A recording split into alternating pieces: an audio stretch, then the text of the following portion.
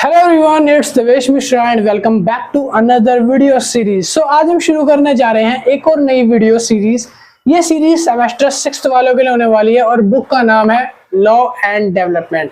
ये देख लो, ये है बुक का नाम।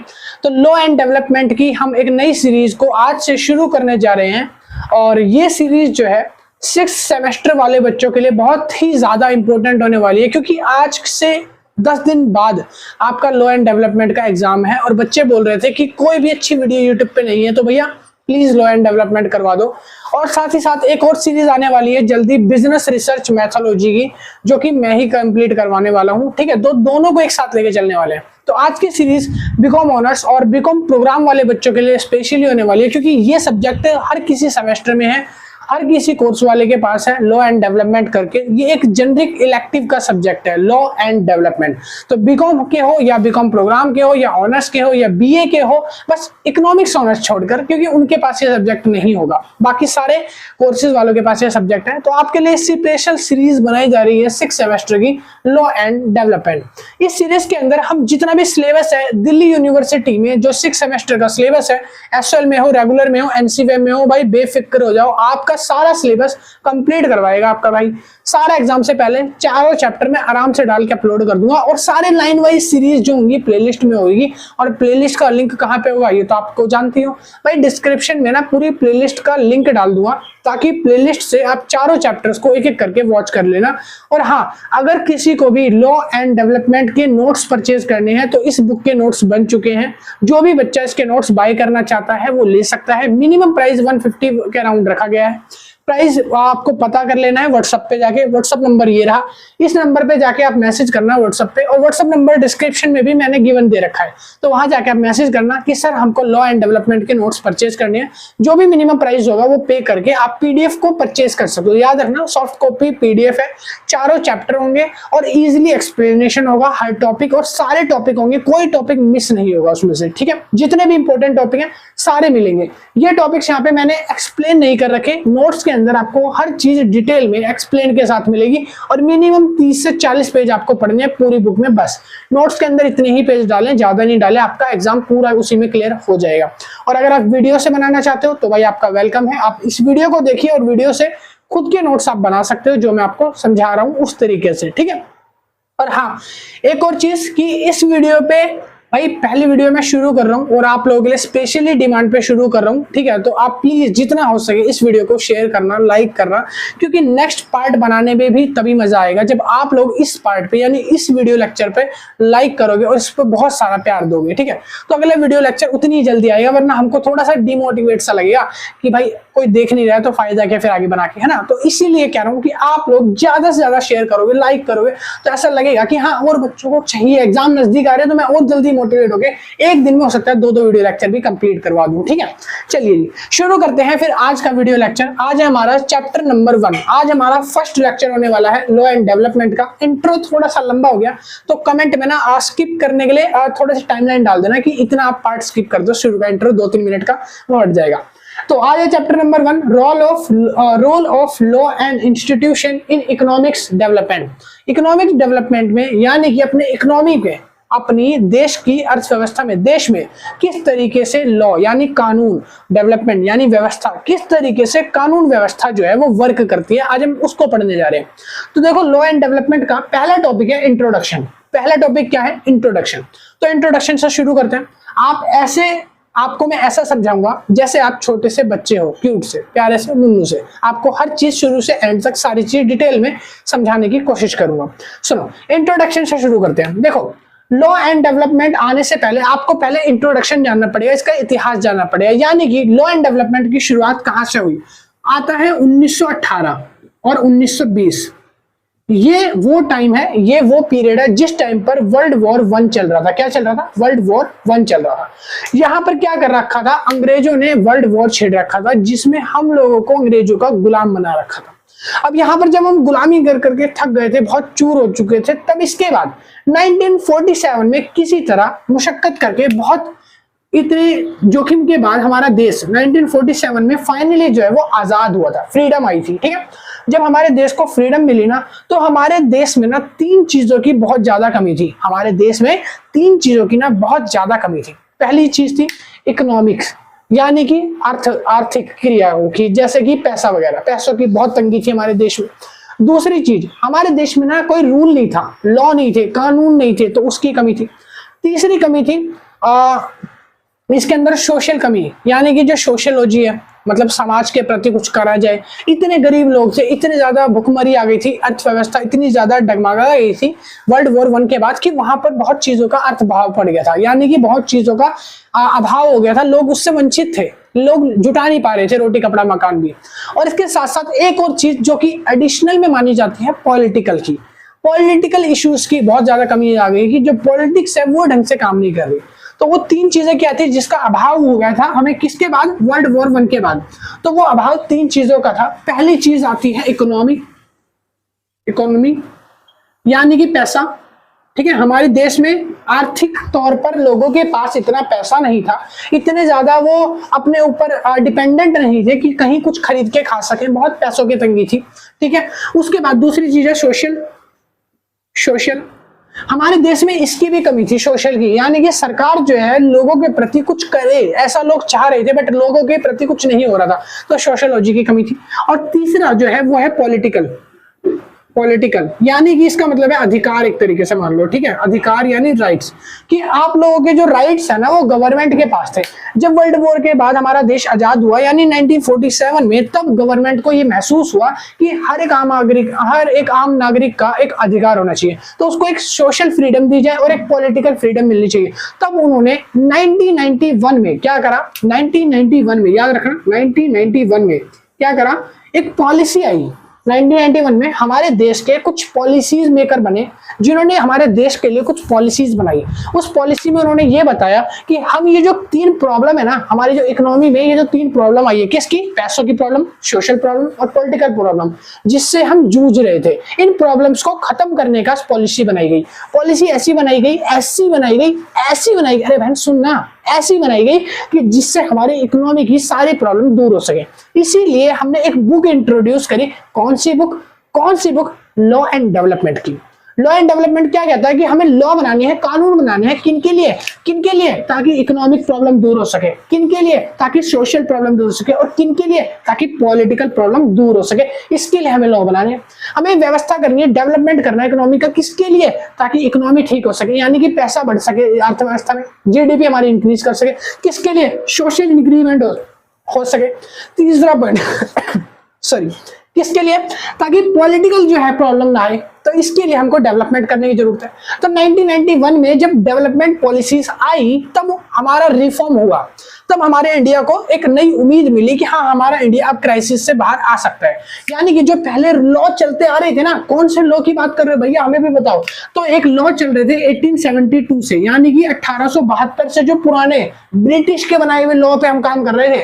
वो ऐसे ना बेल्ट से ऐसे बांध के गले में और ऐसे चाबुक से मारते थे, बोलते थे चल, और हम आगे गधे की तरह चल रहे होते थे।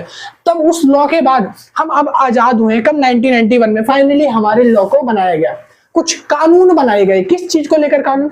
अरे भाई हम पढ़ रहे हैं लॉ एंड डेवलपमेंट, यानी देश को किस तरीके से विकास की ओर लेके गए, तो उसी से रिलेटेड कानून बनाए होंगे 1991 में। भैया ऐसे समझ नहीं आ रहा, पढ़ा के बताओ कौन कौन से लॉ बताए। तो देखो पहला कानून क्या बताया, तो एक मिनट, हाँ जी सॉरी भाई, वो कॉल आ गया था छोटा, मैसेज करते रहते हैं, मैंने बच्चों को बोला है कि मैसेज करने को, वो नोट्स के लिए फोन कर देते हैं डायरेक्ट। तो भाई ऐसे मत किया करो, वीडियो में इंटरप्शन होता है, थोड़ी लाइन फ्लो जो होता है ना वो टूट जाता है, ठीक है, तो मैसेज किया करो। हाँ, तो अभी हम पढ़ रहे हैं कि कौन कौन से कानून बनाए थे इंडिया ने इन तीन चीजों से निकलने के लिए। किस किस से? इकोनॉमिक प्रॉब्लम, सोशल प्रॉब्लम और पॉलिटिकल प्रॉब्लम। इन तीनों से निकलने के लिए सरकार ने पहली चीज बनाई था role of laws in economic development. पहला बनाया रोल ऑफ लॉ, लॉ की कानून व्यवस्था बनाई गई, किसके अंदर, 1991 के अंदर। कौन सी कानून व्यवस्था? पहली कानून व्यवस्था क्या थी, देखो अब मान लो अब आपकी वर्ल्ड वॉर हो गई है, वर्ल्ड वॉर के बाद लोगों के घर जो है वो टूट गए हैं, तो लोगों को रहने के लिए जगह नहीं मिल रही, लोग इतने गरीब हो गए। तब लोगों के लिए सरकार क्या कर सकती है, सरकार उस पर हमदर्दी करके सरकार ज्यादा से ज्यादा उनको क्या बोलेगी कि आप लोगों के लिए हम घर मुआवजा दे रहे हैं।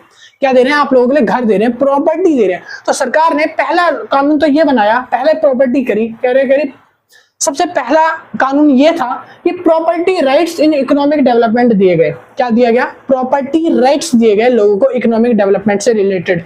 यानी कि ऐसा बोला गया सरकार के द्वारा कि अगर आप कोई भी जमीन का टुकड़ा खरीदते हो, और ये जो प्रॉब्लम है ना पॉलिटिकल में आती है, ये कौन सा इशू है? ये पॉलिटिकल इशू है। बिकॉज सोशल इशू होता है जब आप समाज के लिए कुछ कर रहे हो। सरकार समाज के लिए तो कर रही है, बट उसके ऊपर अधिकार जो है वो सरकार का है। मतलब प्रॉपर्टी के ऊपर अभी भी जमीन पे अधिकार जो है समाज का है, यानी कि सरकार का है। तो सरकार जो है प्रॉपर्टी राइट्स लोगों को दे रही है कि अगर आप इंडिया के अंदर 1991 के बाद अगर कोई भी जमीन का टुकड़ा आप खरीदोगे ना, तो भाई आप उसके मालिक होंगे।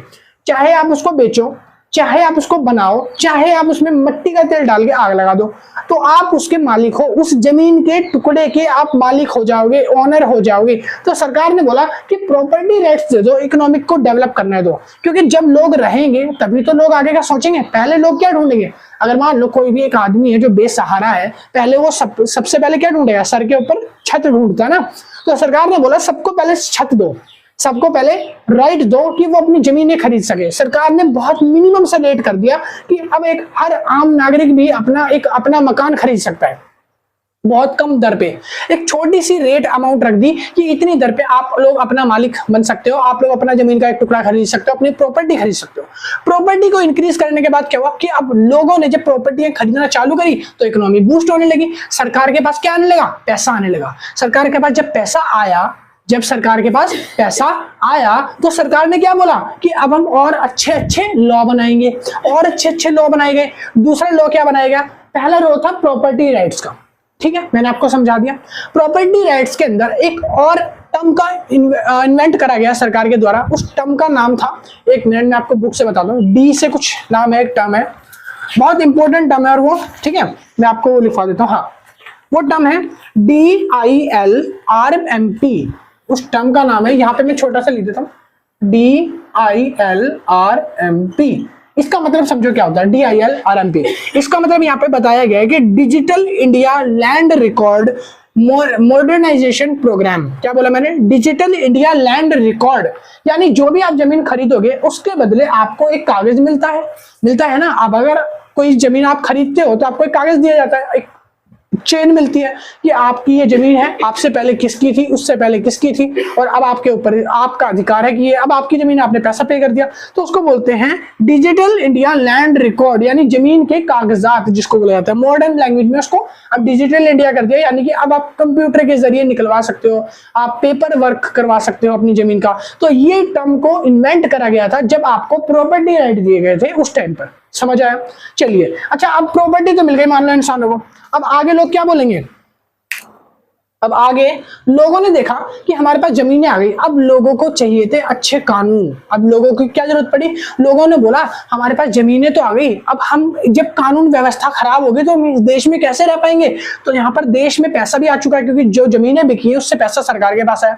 सरकार ने बोला अब हम कानून की जो किताब है उसको छोटा करेंगे। जो कानून 1872 से जो अंग्रेज लोग हम पे ऐसे चाबुक और कोड़े मार मार के चलवाते आ रहे हैं उसको चेंज करो। अब आया भाई 1991। तो 1991 में कुछ पॉलिसी मेकर ने नई नई पॉलिसीज को इंट्रोड्यूस करा।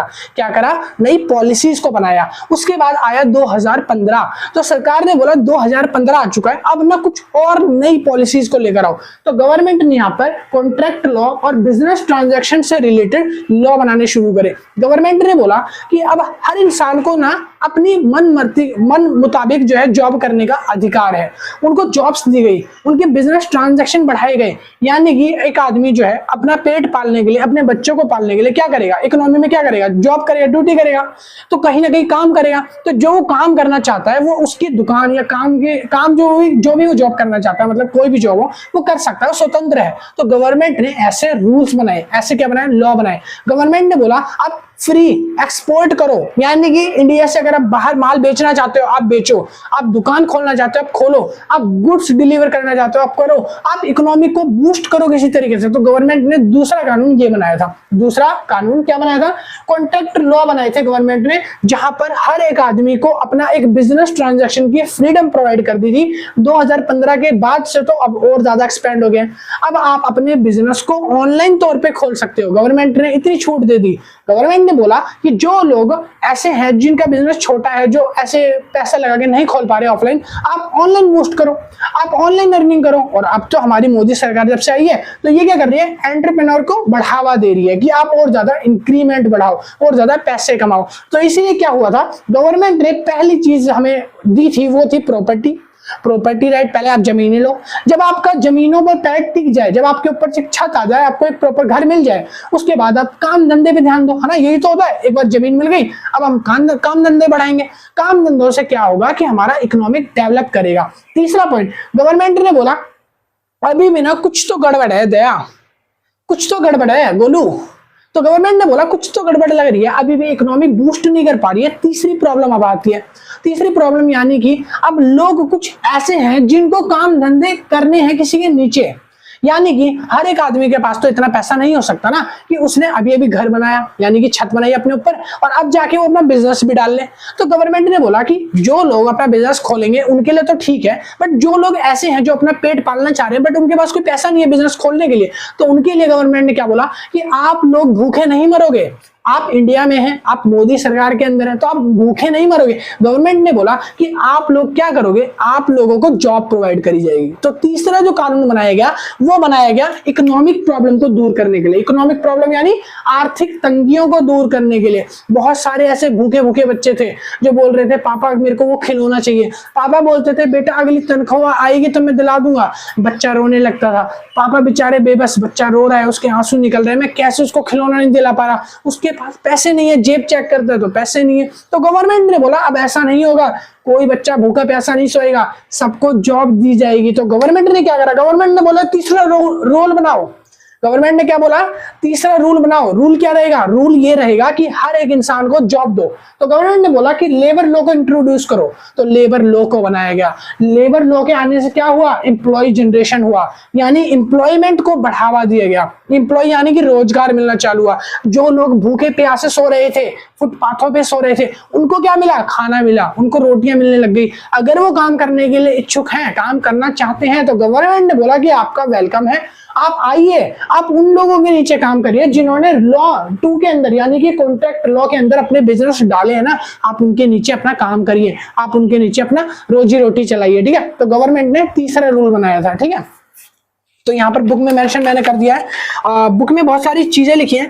कह रहा है गवर्नमेंट ने ये चीज बोला कि स्ट्रिक्टली आप अपना जितना भी हायरिंग का बिजनेस है, जो भी ऐसे रोजगार हैं या जो भी ऐसी फैक्ट्री है, इंडस्ट्री है, उन सबको बढ़ावा दिया जाए जो लोगों को रोजगार प्रदान करती है। गवर्नमेंट ने बोला कि हर एक आदमी को उसकी पारिश्रमिक मिलनी चाहिए, यानी जो भी बंदा काम करेगा जॉब पे, आज सुबह से लेकर रात को 8 बजे तक 7 से 7 की बजाएगा, तो उसको हम गवर्नमेंट यानी कि एज अ एम्प्लॉय उसको एक रेम्युनेशन दिया जाए, उसको एक पैसा दिया जाए, एक अमाउंट दिया जाए, एक रिवॉर्ड दिया जाए। ठीक है, उसके बाद गवर्नमेंट ने इसको लेकर बहुत सारे एक्ट बनाए हैं और आज के टाइम पे 2015 के बाद ना इसको बहुत ज्यादा अमेंड कर दिया गया है। अब के टाइम पे आप जाओगे किसी भी फैक्ट्री में तो आपका ESI बन जाता है, आपका PF फंड बन जाता है। ठीक है, और ऐसे गवर्नमेंट ने बहुत सारे बोनस वगैरह के लिए, इनाम वगैरह के लिए रख दिया कि हर साल एक एम्प्लॉय की जो है सैलरी को इंक्रीज करा जाए। ठीक है, तो इस तरीके से गवर्नमेंट ने वर्कर्स के राइट के लेकर एक लॉ बनाया, कानून बनाया, ताकि लेबर लॉ जो है वो मजबूत हो सके। और इससे क्या हुआ, जब लेबरों ने काम करना शुरू करा ना, तो भाई मानोगे नहीं, 2001 से लेकर 2015 के बीच में 98% डेवलपमेंट आ गया और पूरी इंडस्ट्री जो है वो चेंज हो गई। जो पहले दिखती थी ना वो पूरी बदल चुकी है आज के टाइम पर। ठीक है, तो ये था हमारा तीसरा लॉ। अब हम बात करने वाले हैं नेक्स्ट पॉइंट की, role of institution. Role of institution की, इंस्टीट्यूशन में क्या क्या रोल आया और इंस्टीट्यूशंस क्या होते हैं। ठीक है,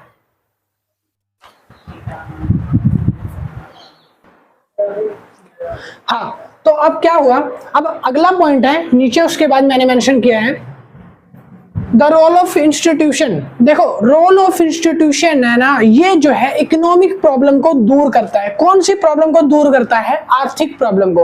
अगर किसी को भी इकोनॉमिक्स प्रॉब्लम है, यानी कि पैसों से रिलेटेड जो तंगी है ना, गवर्नमेंट ने ये बहुत अच्छे से नोटिस कर लिया था कि जो पहली चीज हमने बनाई है ना, यानी कि हमने जो रूल एंड लॉ बनाए हैं, इसमें हमने क्या करा, लोगों को छत दे दी, लोगों के लिए काम धंधे रोजगार चालू कर दिए। अब काफी सारे लोग ऐसे हैं जो अपने पैसे को इन्वेस्ट करना चाहते हैं, कहीं दुगना और चार चौगुना बनाना चाहते हैं, और काफी लोग ऐसे हैं जो अपनी बेटी की शादी के लिए, यानी कि आज से 20 साल बाद जब उसकी बिटिया रानी बड़ी होगी ना, तो उसको दहेज में पैसे देने के लिए पैसे इकट्ठा करने चाहते हैं। या फिर मान लो गवर्नमेंट ने ये देखा कि जो लोग हैं वो अपनी इच्छाओं को पूरा करने के लिए एक बैंक चाहते हैं, यानी कि एक ऐसी चीज चाहते हैं, कोई ऐसा इंस्टीट्यूशन हो, कोई ऐसी संस्था हो जो पैसे इकट्ठा करे। तो गवर्नमेंट ने देखा कि अभी हमारा डेवलपमेंट पूरी तरीके से नहीं हुआ जब तक हम कोई ऐसी चीज ना बना दे जहां लोग अपनी जमा पूंजी को इकट्ठा कर सकें, और वहां से लोगों का भी फायदा कि उनके पैसे जमा होंगे और इन फ्यूचर उनको काम मिलेगा। और लोगों के साथ साथ गवर्नमेंट का क्या फायदा कि गवर्नमेंट के जहां पैसे इकट्ठे हो रहे हैं लोगों के सारे पैसे बैंक वगैरह में, उसको वो उठाकर लोन में दे देगी बड़े साहूकारों को, और वो बड़े साहूकार बड़ी मोटी मोटी ब्याज दरों पर पैसा लौटाएंगे, जिससे बैंक भी फले फूलेगा। तो यहाँ पर गवर्नमेंट का भी फायदा और लोगों का भी फायदा है ना। तो यहाँ पर गवर्नमेंट ने रोल ऑफ इंस्टीट्यूशन को शुरू किया। गवर्नमेंट ने बोला कि हमें ना इंस्टीट्यूशंस बनाने चाहिए, यानी कि आपको आरबीआई जैसे बड़े बड़े बैंक बनाने चाहिए। तो यहाँ पर शुरुआत करी गई सेबी की, आरबीआई की, सीसीआई की, सीसीआई। तो सीसीआई का मतलब होता है कंपटीशन कंपनसेशन ऑफ इंडिया, ठीक है। यहाँ पर एक बैंक की तरह ही होता है, एक एनजीओ की तरह होता है जो वर्क करता है, इंस्टीट्यूशनल वर्क करता है, मतलब पैसों के लेन देन से रिलेटेड। फिर आ गया सेबी। सेबी यानी कि stock of exchange board in India, ठीक है।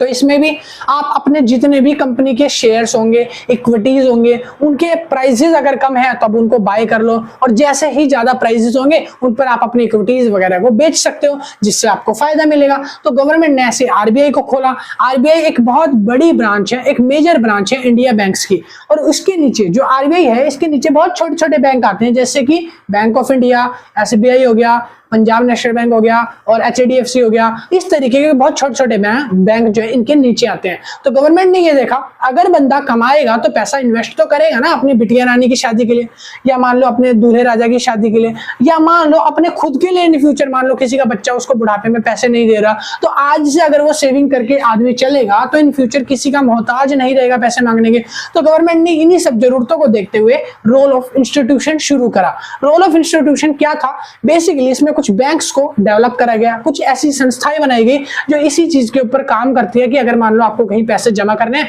तो अब लोग क्या करेंगे, जैसे ही बैंक खुला, आरबीआई खुला, तो लोगों ने बैंक में पैसे डालना शुरू कर दिया। अब बैंक को यहां से फायदा ये होता था कि जब लोग पैसे डालते थे वो अपने पैसे को इकट्ठा करता था, छोटे छोटे अमाउंट को इकट्ठा कर एक पूल मनी बनाता था। पूल मनी यानी कि बहुत सारा पैसा जो कि एक ट्रेजरी बिल की तरह होता है। तो उस पूरे पैसे को वो कहीं लैंडर्स को या कहीं इंफ्रास्ट्रक्चर वालों को गिरवी दे देता था। अब वहां से वो लोग उनको मोटा ब्याज देते थे बैंक वालों को, तो बैंक यहाँ से फल फूल रहा था। और बैंक जो है उसमें से कुछ ब्याज आप लोगों को भी देता था, जिसको आप इंटरेस्ट बोलते हो। तो यहाँ से हुआ ना आपका भी फायदा और बैंक का भी फायदा। तो इसलिए बैंक को इंट्रोड्यूस करा गया। तो 1991 के अंदर पॉलिसी बनाई गई सेबी से रिलेटेड, और सेबी को 1992 के अंदर रिलेटेड लागू कर दिया। सेबी ने अपने अंदर स्टॉक एक्सचेंज वगैरह सारा कुछ रखना चालू कर दिया। जितना भी कमर्शियल में पैसा आया करता था वो सारा पैसा अब आज के टाइम पर कहां रखा जाने लगा? रेगुलेटरी इंस्टीट्यूशन में, यानी कि मार्केट एफिशिएंसी में, मतलब बैंक्स में रखा जाने लगा। मैं ये आपको जो पॉइंट बता रहा हूं ये पहला पॉइंट है, अभी जब से मैं बैंक का बता रहा हूं ये पहला पॉइंट है। तो यहाँ पर बैंक्स वगैरह में पैसे डालने लग गए लोग। बट क्या हुआ, कुछ ना स्कैंडल्स आ गए। आपने कॉर्पोरेट गवर्नेंस अगर पढ़ी होगी तब यहाँ पर क्या हुआ, एक हर्षद मेहता का कांड हुआ था, 1990s का कांड है ये भी। तो यहाँ पर ना बड़े स्कैंडल्स होने लग गए, तब बैंक ना प्रोटेक्ट अपने आप को कर नहीं पा रहे थे। तो उसके लिए गवर्नमेंट ने क्या बोला कि गवर्नमेंट में अगर हम बैंक में यानी पैसा डालोगे ना तो बैंक से कभी कभी आपका पैसा गायब हो जाता है। ऐसे कुछ बड़े ऐसे धोखेबाज लोग होते हैं जो पैसा गायब कर देते, करोड़ों का घपला कर देते हैं। तो बैंक तो दिवालिया हो गया, और आपने जो अपनी बेटी के लिए, दूल्हे के लिए, या जो अपनी पेंशन के लिए बुढ़ापे में पैसा इकट्ठा करा था वो तो गायब हो गया। अब लोग जो है बैंक के सर हो जाएंगे कि भाई हमारा पैसा लेके आओ, आपको हमने पैसा दिया था, हमारा पैसा आपने ऐसे कैसे गायब कर दिया। और बैंक जो है वो बेचारा क्या करेगा, वो ऐसे शकल ताकरा हुआ। तो बैंक को बोला गया कि आप क्या करो, अपने नीचे एक और इंफ्रास्ट्रक्चर को डेवलप करो। तो गवर्नमेंट ने उस समय दूसरा इंफ्रास्ट्रक्चर लाने की सोची, जिसका नाम था, पॉइंट नंबर 2 में लिखा है, जुडिशियल इंस्टीट्यूशन। जुडिशियल को लेके आएगा। जुडिशियल मतलब होता है कि यहाँ पर कोर्ट वगैरह को लेके आएगा। कोर्ट यानी कि सुप्रीम कोर्ट, हाई कोर्ट, इनका काम क्या होता है? न्यायालय बोलते हैं इनको, सचिव न्यायालय, ठीक है, मुख्य न्यायालय। न्यायालय को यानी कोर्ट को क्यों इंट्रोड्यूस करा गया? जो भी ऐसे डिस्प्यूट्स होते थे बैंक में, या जो भी आपका फ्रॉड होता था, आपका पैसा कोई चोरी कर लेता था, उसके लिए आप शिकायत भी तो कहीं दर्ज कराओगे कि आप रो के बिलख के बैठ जाओगे? तो नहीं भाई, बैंक ने बोला रोना बिलखना नहीं है, अगर कोई भी गलती है तो सुप्रीम कोर्ट आपको न्याय जरूर दिलाएगा। तो कोर्ट को इंट्रोड्यूस करा, जुडिशियल को इंट्रोड्यूस करा। अब जुडिशियल को यहाँ पर इंट्रोड्यूस करा गया, यानी कि जुडिशियल इंस्टीट्यूशन को। तो इसके हिसाब से लॉ बनाए गए कि अगर मान लो आपका बेटी का पैसा गायब कर दिया बैंक ने, तब आपको कितना मुआवजा मिलेगा, और बेटी के पैसे के लिए बैंक को कितनी सजा मिलेगी। अगर आपने वृद्धावस्था के लिए कोई पैसा बैंक में जमा कराया था, आपका गायब हो गया, उसके लिए क्या सेक्शन होंगे, क्या लॉ होंगे। तो ये लॉ में सारा कुछ बताएगा। तो लॉ बेसिकली करता क्या था? लॉ हेल्प करता था डेवलपमेंट करने में एक इंफ्रास्ट्रक्चर को। लॉ जो है इकोनॉमी में, मतलब लोगों की, ये जो आम लोग थे ना, रोटी कपड़ा मकान के लिए बिलख रहे थे, अब इन्होंने अच्छा खासा कमाना शुरू कर दिया। जैसे ही कमाना शुरू करा, बैंकों में डालना चालू किया, मगर बैंक क्या हो गए? डिस्प्यूट्स हो गए। बैंकों का पैसा कहां चला गया? धोखाधड़ी में चला गया, कोई लेके भाग गया, हर्षद मेहता जैसा आदमी। तो यहाँ पर बैंक के लिए लॉ बनाए गए कि बैंक में ऐसा ना हो, इसलिए सेफ्टी रखी गई बैंक को, ठीक है। तो यहाँ पर आ जाता है सेकंड पॉइंट। अब इसके बाद क्या हुआ? अब इसके बाद ये देखा गया कि बैंक में ना हर कोई, आरबीआई तो जान ही रहा। आरबीआई क्या है? आरबीआई एक बड़ा बैंक है। आरबीआई क्या है? एक बड़ी ब्रांच है, सबसे बड़ा हेड बैंक है, जिसको हेड बोलते हो ना, ठीक है। जैसे कि आपके बॉडी के अंदर किसके बिना आप नहीं जी सकते? ब्लड के बिना। ब्लड क्या है? आपकी बॉडी की एक सबसे नेसेसरी नीड है। जो ना हो तो आपकी बॉडी क्या होगी? पैरालाइज हो जाएगी, मर जाओगे आप लोग। इसी तरीके से आरबीआई बैंक सबसे बड़ा बैंक है, और आरबीआई बैंक जो है रेगुलेट करता है, रेगुलेटरी बैंक है, जो रेगुलेट करता है अपने नीचे छोटे छोटे बैंकों को। जैसे मैंने नाम बताया था, bank of India, SBI, HDFC, Punjab national. बहन कह रही है मेरी बैंक का तो नाम ही नहीं लिया, मैं तो कॉर्पोरेशन में कराती हूँ। बहन कॉर्पोरेशन भी बहुत सारे होंगे, अब मैं ऐसे नाम तो नहीं गिनवा सकता, ठीक है। तो सुनो, अब यहाँ पर हुआ क्या? फाइनेंशियल इंस्टीट्यूशन एक्ट जब बनाया गया, एक्सेस ऑफ कैपिटल दिया गया। इसको क्या दिया गया? सरकार ने बोला कि जितने भी बैंक होंगे आरबीआई बैंक के अंडर में, जो रेगुलेट कर रहे होंगे, उन सबके पास एक्सेस होगा पैसों का। यानी कि अब कोई भी आम आदमी, यानी कोई भी ऐसा आदमी जो अब कमा रहा है और अपने पैसे जमा करना चाहता है, वो कहां जाएगा? वो बैंक में जाएगा, और बैंक में जाके पैसे जमा कराएगा। नॉक नॉक, कौन? हमको पैसे जमा कराने हैं। खिड़की नंबर 2 पे जाओ, खिड़की नंबर 2 पे आपने पैसे जमा कराए, आपको एक जमा पर्ची मिली, अब आप खुशी खुशी घर। तो ऐसे आपके आसपास, माहौल के आसपास में, मोहल्ले जो होते हैं, एरिया वाइज बैंक खोल दिए गए। इससे क्या हुआ? हर कोई आरबीआई नहीं जाएगा। आरबीआई जाना यानी कि यहाँ से वृद्धावस्था में तीर्थ यात्रा पे जाना, इस तरीके का, इतनी दूर है तो ऐसे नहीं जा सकते आप। बड़ा बैंक है, वो रेगुलेटरी करता है, तो इसलिए छोटे छोटे बैंक बनाए गए कि आप अपनी प्रॉब्लम को छोटे बैंकों में लेके जाओ। तो गवर्नमेंट ने उनको कुछ कैपिटल एक्सेस भी दिया था।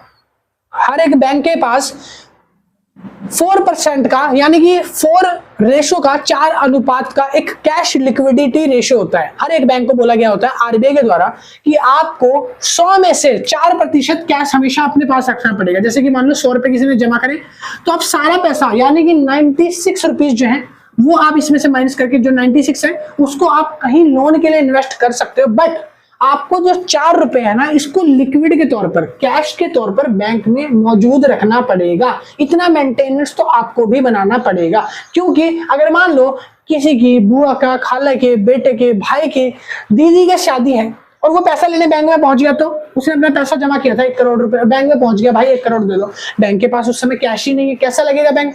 तो दूसरा अच्छा लगेगा बैंक? एक ऐसा गरीब बैंक जिसके पास पैसा ही नहीं है, अच्छा लगेगा क्या?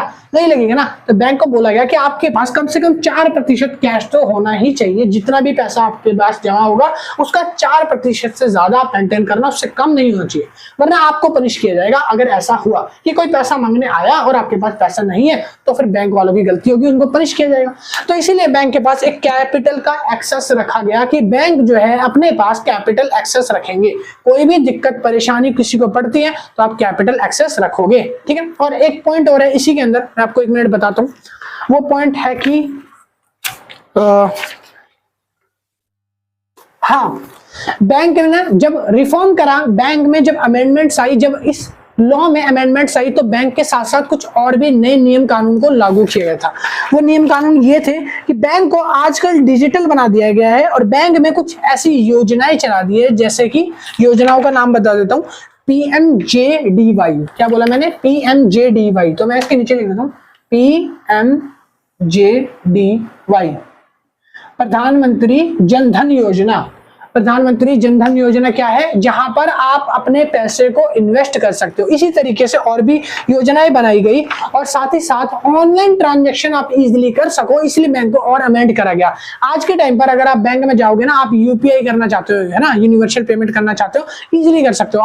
आप फोन पे करना चाहते हो, आप इजीली कर सकते हो। और बैंक को इतना सब कुछ क्यों दिया जा रहा है? क्योंकि बैंक से क्या होगा? इकोनॉमिक बूस्ट होगी। ये जो पॉइंट है, ये हमारा इकोनॉमिक बूस्ट करने का पॉइंट है, ये हमारा पॉलिटिकल इफेक्ट को दूर करने का पॉइंट है। मैंने आपको शुरू में 3 चीजें पढ़ाई थी, याद नहीं है तो, इकोनॉमिक, सोशल, पॉलिटिकल। तो ये हमारा इकोनॉमिक रिफॉर्म है, ये पॉलिटिकल रिफॉर्म है, नीचे जो हम पढ़ेंगे वो आएगा सोशल रिफॉर्म। ठीक है, तो यहां पर हमारा इकोनॉमिक रिफॉर्म अच्छा हो रहा है, यानी कि बिजनेस, अर्थव्यवस्था जो है इकोनॉमी की, वो ज्यादा अच्छी हो रही है। पैसों की हेराफेरी कहीं भी नहीं होगी इससे।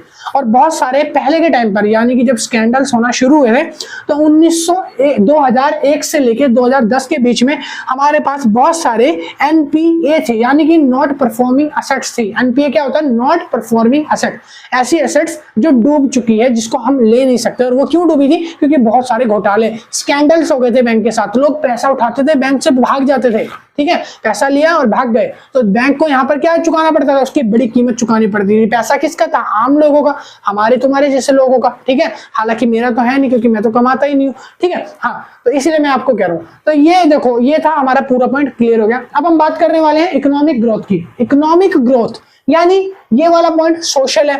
ठीक है, पॉलिटिकल, इकोनॉमिकल, सोशल। अब हम सोशल पढ़ रहे हैं, उसके बाद चैलेंजेस, फिर चैप्टर खत्म। बल्ले बल्ले। सुनो, इकोनॉमिक ग्रोथ क्या है? तो इकोनॉमिक ग्रोथ का उतार लो, पहले फटाफट 1 मिनट बताता हूं।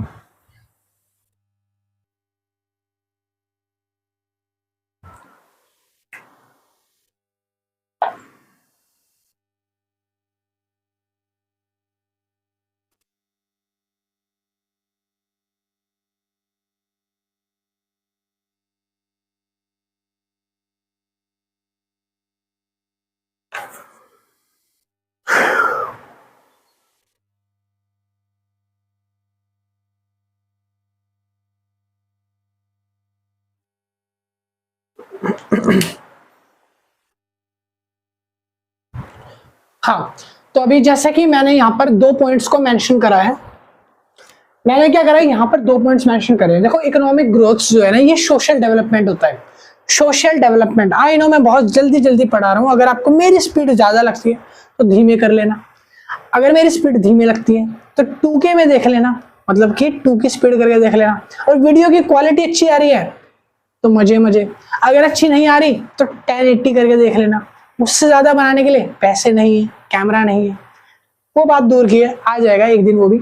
सुनो, अब हम बात करने वाले हैं reform after liberalisation and their effect on economic growth. कह रहा है क्या पढ़ने वाले हैं? रिफॉर्म पढ़ने वाले हैं। रिफॉर्म यानी कि किसी चीज को दोबारा से बनाना, पुनर्जीवन देना, उसको रिफॉर्म बोला जाता है। किसका रिफॉर्म हुआ है? लिबरलाइजेशन का। ये लिबरलाइजेशन क्या है? हमने तो पढ़ा था ये लिबरलाइजेशन क्या है भाई? सुनो, लिबरलाइजेशन का मतलब होता है जहां पर 1991 के अंदर कुछ पॉलिसीज को इंट्रोड्यूस करा गया था। लिबरलाइजेशन जब हुआ था 1991 में, उसमें कुछ वैश्वीकरण के दौरान कुछ पॉलिसीज इंट्रोड्यूस करी गई थी। पॉलिसीज कुछ ऐसी थी जहां पर सरकार ने बोला कि अब से आप कोई भी इंपोर्ट या एक्सपोर्ट मिनिमल तौर पे करोगे। अगर मान लो आप फॉरेन कंट्री से कुछ भी मंगा रहे हो, कुछ भी भेज रहे हो, तो वो कम मात्रा में करना। दूसरा, इसमें बोला गया कि कुछ ऐसी छूट, कुछ ऐसी पॉलिसी को बनाया गया जो हमारी इकोनॉमिक की डेवलपमेंट को और ज्यादा ग्रो करती है। और तीसरा, इसमें बताया गया कि जो भी हमारी इकोनॉमी है, इस इकोनॉमी के अंदर आपको कुछ ऐसे रूल्स पता चलेंगे, कुछ ऐसे रूल्स नए निकालेंगे हम, जो लिबरलाइजेशन के अंदर ना आपने पहले कभी सुने होंगे, ना कभी देखे होंगे। ठीक है, तो वो रूल्स क्या थे वो यहां पर देख लेते हैं। पहला रूल था, सबसे पहला, corporate governance and business transparency. जितनी भी कॉर्पोरेट गवर्नेंस होगी, मैंने आपको कॉर्पोरेट गवर्नेंस बकायदा पूरी पढ़ाई हुई है। कॉर्पोरेट गवर्नेंस में हुआ क्या था, इसको इसीलिए बनाया गया था कि जो भी बिजनेस होगी या जो भी कंपनी होगी, वो अपने बिजनेस को सही तरीके से मेंटेन करे, यानी कि उसकी जो ट्रांसपेरेंसी है, यानी पारदर्शिता बनी रहे। एक बिजनेस को रिलेवेंट होना चाहिए, एक बिजनेस को ऑनेस्टी होना चाहिए अपने एम्प्लॉयज के प्रति। एम्प्लॉयज को आप जो दिखा रहे हो या जो आपके इन्वेस्टर्स हैं उनको जो दिखा रहे हो, उसमें एक सच्चाई झलकनी चाहिए, ठीक है। और कभी भी आप झूठ सच डेटा को ना दिखाओ, झूठ सच डेटा एफिलेट मत करो, तो एक रेलेवेंट बनाए रखना आपको डेटा। इस तरीके को बोलते हैं corporate governance and business transparency. Transparency के अंदर काफी बार जब स्कैंडल्स आए थे सामने, तब उसके लिए एक टर्म को और इंट्रोड्यूस करा गया था लिबरलाइजेशन के अंडर में, जिसकी वजह से हमारा रिफॉर्म और अच्छे से हो सका। तो मैंने वो टर्म को यहाँ पर अभी अभी लिखा था आपके सामने, जिसका नाम है आईबीसी। आईबीसी का मतलब होता है इंसॉल्वेंसी बैंक्रप्टी कोड। आईबीसी यानी इंसॉल्वेंट बैंक्रप्सी कोड। इंसॉल्वेंट यानी कि वो व्यक्ति जो पैसा लेकर भाग गया, इंसॉल्वेंट यानी पैसा लेकर जो भाग गया, बैंक्रप्टी यानी बैंक को पूरा का पूरा दिवालिया कर गया, और कोड, ठीक है। इसको बनाया गया था 2016 में। इसको बनाने का ना एक मोटिव भी था। इसको बनाने का मोटिव यही था कि बैंकों के अंदर जो है ट्रांसपेरेंसी आ जाए। बैंक जो है या जो कंपनीज है, जो कॉर्पोरेट में काम कर रहे हैं लोग, उनके अंदर एक कॉर्पोरेट में ट्रांसपेरेंसी होनी चाहिए, एक रेलेवेंट डेटा होना चाहिए जो वो फॉलो कर रहे हैं। उनके डेटा को ऑडिट टीम के द्वारा टाइम टू टाइम मैनेज किया जाता है, टाइम टू टाइम चेक किया जाता है कि कोई भी इंसॉल्वेंट चीज है, कोई भी अनएथिकल अगर चीज है तो वो पहले ही सामने आ जाए, बाद में कोई घोटाला सामने ना आए। इसको पकड़ने के लिए आईबीसी 2016 यानी इंसॉल्वेंसी बैंक्रप्टी कोड की टीम को इंट्रोड्यूस करा गया था। समझ आया? चलिए दूसरा पॉइंट पढ़ लेते हैं। अब हमारी जो सोशलाइजेशन के अंदर हुआ था, दूसरा था business environment and growth of economy.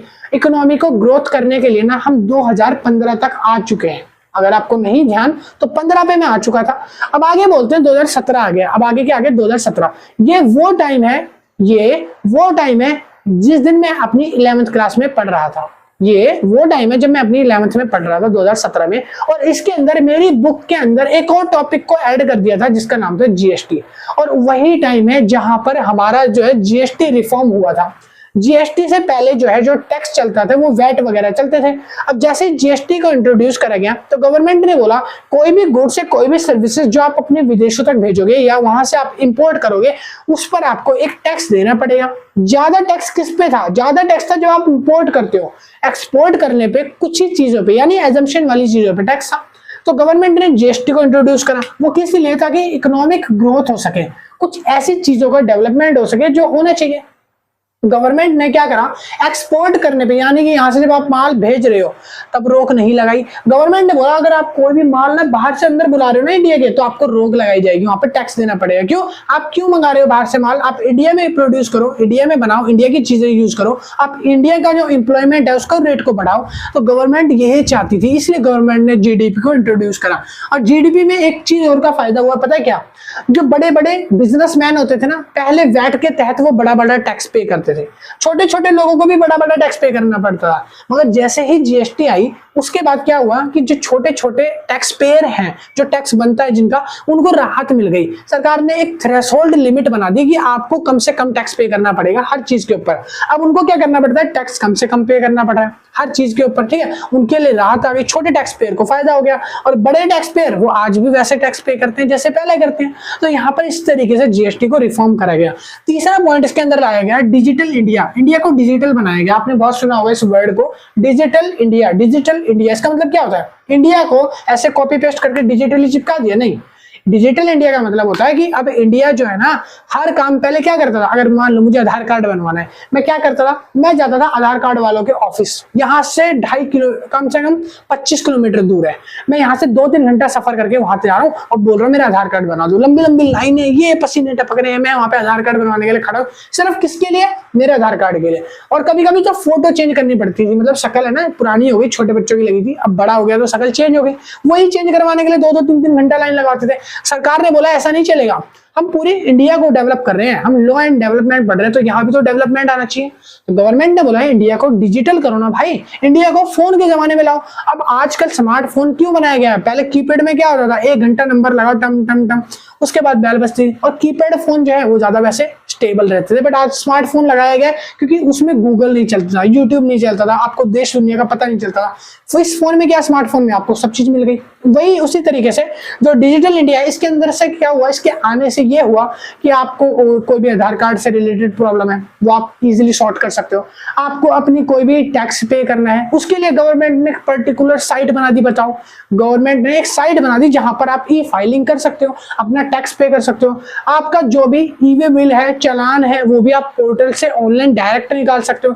पहले आपके रिजल्ट आते थे, आपको स्कूल जाना पड़ता था, अब आप अपने रिजल्ट को अपने मोबाइल के जरिए फोन पर बैठ के ऑप्ट कर सकते हो, निकाल सकते हो, देख सकते हो। इतना डिजिटल बना दिया गवर्नमेंट को। तो बस यही चीज जो है, जो इंडिया को डिजिटल बना रही है, इसको बोलते हैं रिफॉर्म। ये कब हुआ? लिबरलाइजेशन आने के बाद हुआ। ये तीनों चीजें कब हुई? जब लिबरलाइजेशन आया उसके बाद हुई। ठीक है। अच्छा, हमने बहुत सारी अच्छी अच्छी चीजें पढ़ ली चैप्टर में। क्या भैया सारी गवर्नमेंट ने अच्छी ही चीजें बनाई है, कोई चैलेंजेस नहीं है? तो भाई अब हम पढ़ने वाले हैं चैलेंजेस। अगला पॉइंट है आपके चैप्टर का, लास्ट पॉइंट है चैलेंजेस एंड अपॉर्चुनिटी। अपॉर्चुनिटीज मतलब होता है अवसर, मौके। आपको मौका कहाँ मिला, आपको चैलेंज यानी कि चुनौतियां कहाँ मिली, वो चीज कह रहा है कि स्ट्रेंथ चेक करना है कि law and institution of India, institution of India की क्या चेक करेंगे? चैलेंजेस और स्ट्रेंथ को। तो अभी हम चैलेंजेस पढ़ने वाले हैं, फटाफट से एक बार इसको नोट डाउन कर लो।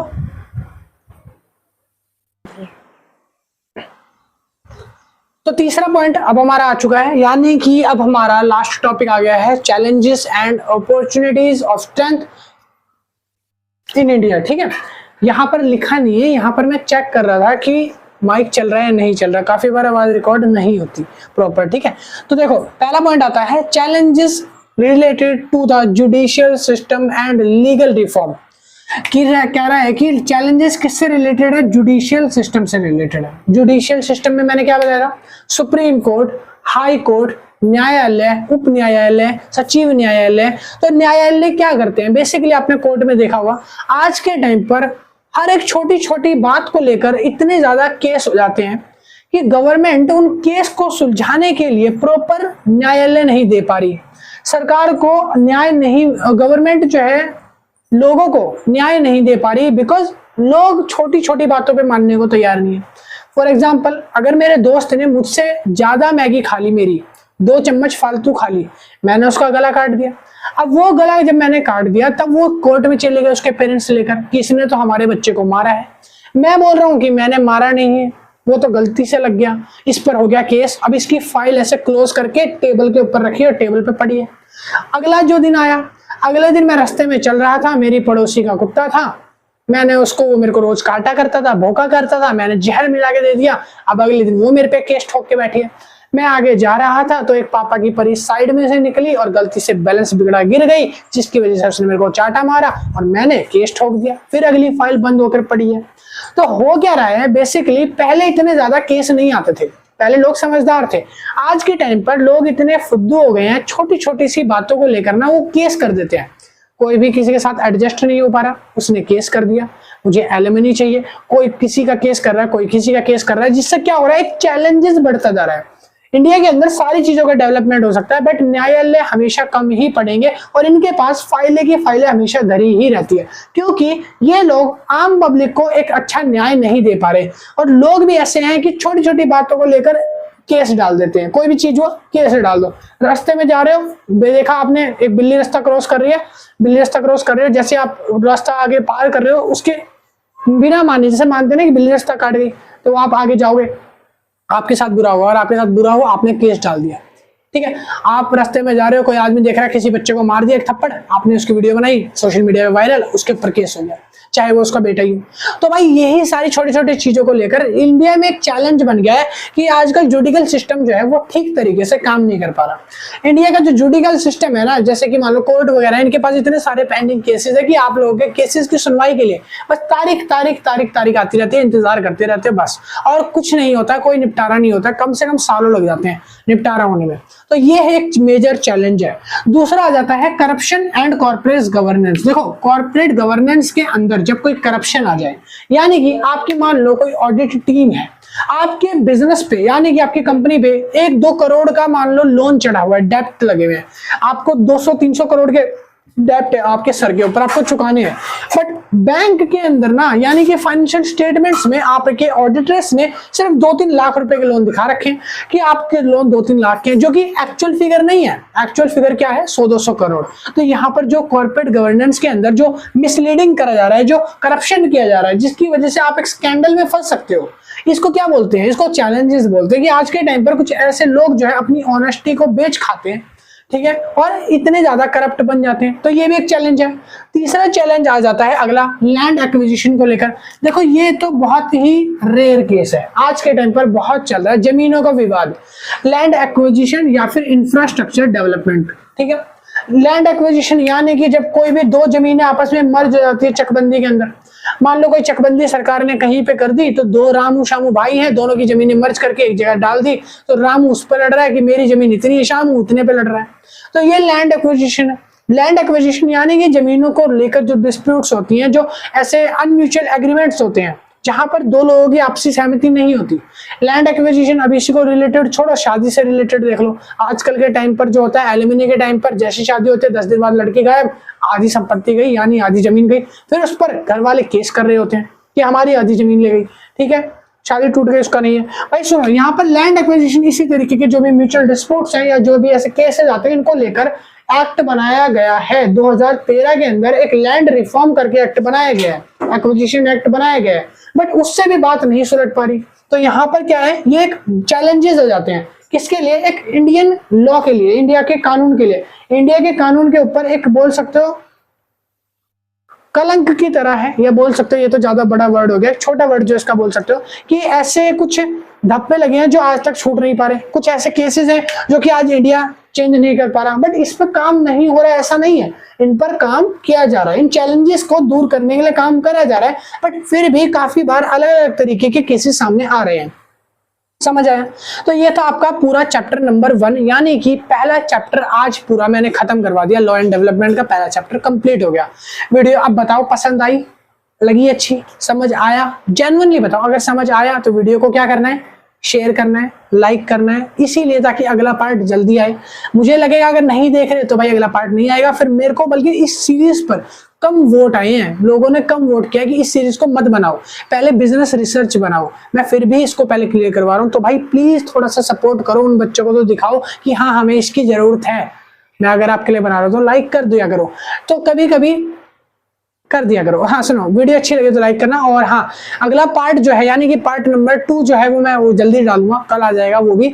और बिजनेस रिसर्च वालों की वीडियो थोड़ी सी लेट हो जाएगी क्योंकि अभी आप लोगों की बन रही है, देखा मैं बोल रहा हूँ आप लोगों की बन रही है, इतनी मेहनत कर रहा हूँ, उनका भी रोक दिया मैंने, उनके 4 दिन बाद से शुरू हो जाएगी भाई, उनके लिए भी मैं करवा दूंगा, और एग्जाम से पहले ट्राई करूंगा कि आपके जल्दी कंप्लीट करवा दूंगा। अभी ये एग्जाम पहले है ना, मैं जानता हूँ इंपॉर्टेंस, इसलिए करवा रहा हूँ। ठीक है, और अब आपको अगर नोट्स वगैरह बाय करने हैं इस बुक के, तो आप परचेस करने के लिए कांटेक्ट कर सकते हो व्हाट्सएप नंबर पर, बट कॉल मत करना क्योंकि वीडियो में डिस्टरबेंस आ जाता है भाई, तो कॉल मत करना, मैसेज करना। मैसेज के लिए नंबर मैंने दे दिया, इस पे जाके मैसेज कर दो कि लॉ एंड डेवलपमेंट के नोट्स बाय करने हैं, मिनिमम प्राइस है 150, जाके परचेस कर लेना अगर आपको चाहिए पूरी PDF फॉर्म में। अगर आपको नहीं चाहिए तो ये लिखा हुआ है, इसको उतार लो, आप बोलोगे इसको एक्सप्लेन ही नहीं कर रखा, तो जो मैंने आपको समझाया बस उसको अपने लैंग्वेज में एक्सप्लेन करके आपको डालना है, कुछ नहीं करना हो ज्यादा। ठीक है, चलिए मिलते हैं नेक्स्ट वीडियो में, बाय टाटा। और मैं उम्मीद करता हूँ इस पे अच्छी खासी लाइक आ जाएगी, ताकि पहला पार्ट जो है अच्छे से लोगों तक आप शेयर कर दो, ताकि जितने भी बच्चे आ रहे हैं, किसी का भी जो भी एग्जाम है बिजनेस लॉ का, ये वाले सब्जेक्ट का, तो उन तक ये वीडियो पहुंच जानी चाहिए बस। ठीक है, बाय, उतार लो इसको।